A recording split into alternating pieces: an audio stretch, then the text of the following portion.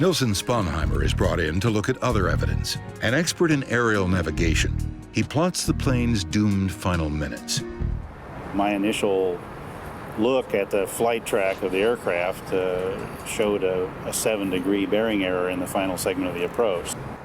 A small error when traveling at hundreds of miles an hour could quickly lead to an enormous problem.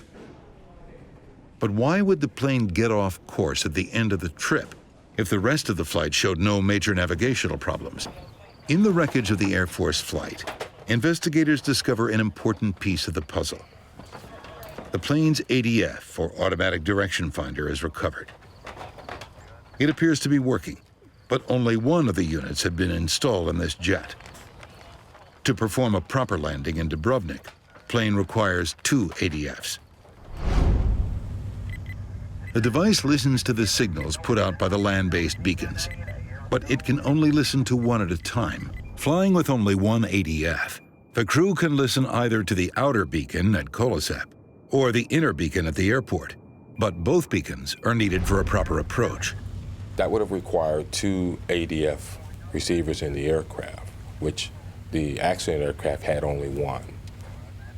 And only having one ADF restricted their ability to follow the approach accurately. By quickly tuning back and forth between the 2 beacons, the crew can use one ADF to listen to 2 signals. But it would have added stress to an already difficult landing. The Air Force jet wasn't adequately equipped to land at this airport.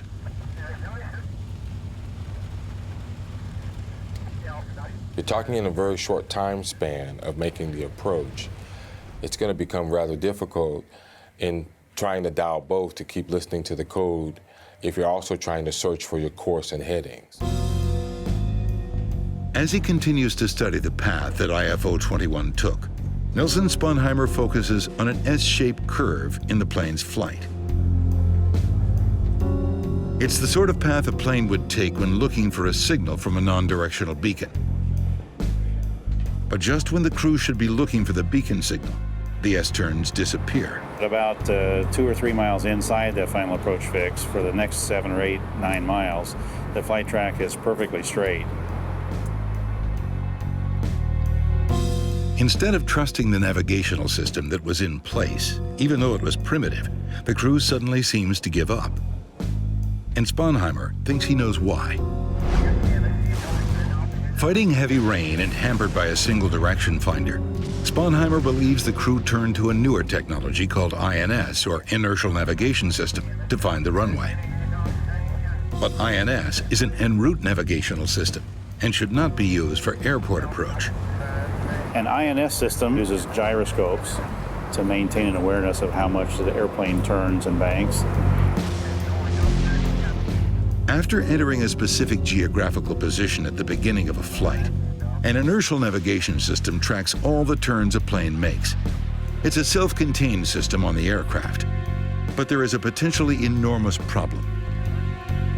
If the gyroscopes don't perfectly calculate every single maneuver of the plane, a pilot can be off course.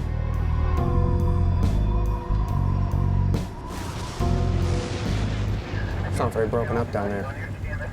I can't see through it. Tim? The crew might have thought that switching to this system would help them find their way, but in this case, it might have put the plane dangerously off course.